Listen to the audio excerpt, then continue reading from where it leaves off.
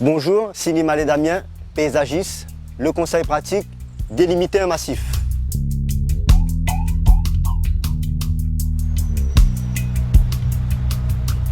Et ce que nous conseille avant de faire un massif, choisir l'emplacement par rapport à l'ensoleillement et choisir aussi les plantes par rapport au climat.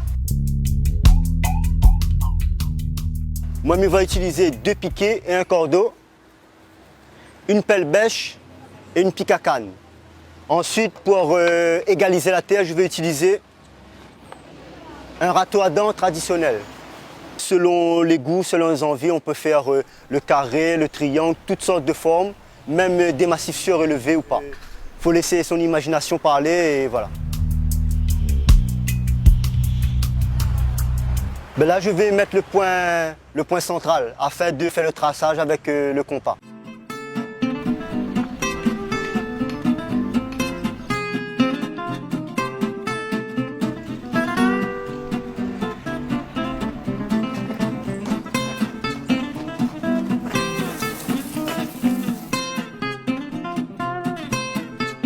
Donc on peut utiliser de la chaux pour bien marquer le traçage. Il faudra après décaisser sur 20 cm de profondeur afin que les plantes puissent s'enraciner plus facilement.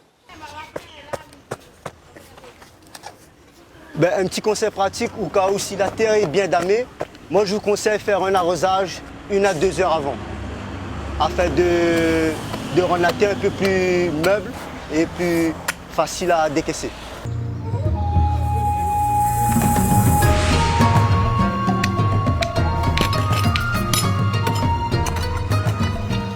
Petit conseil pratique et développement durable, utilise ces ananas que vous trouvez dans votre jardin pour faire ce massif-là.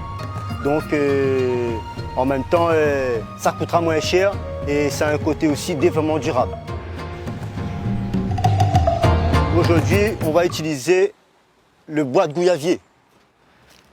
Donc ça a été fabriqué à la main, artisanal. Bon, on ne peut pas utiliser vraiment n'importe quel bois parce qu'à la longue, ça va pourrir. Et voilà, ça va ramener des mites, que ce soit dans le jardin ou à la maison, donc ça peut être délicat.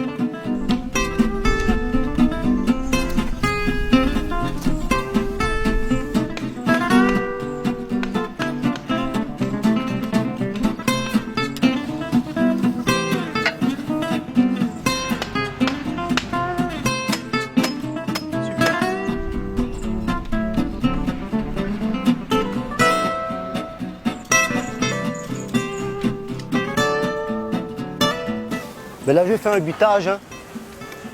Je vais continuer à mettre la terre afin de bien coincer les facines.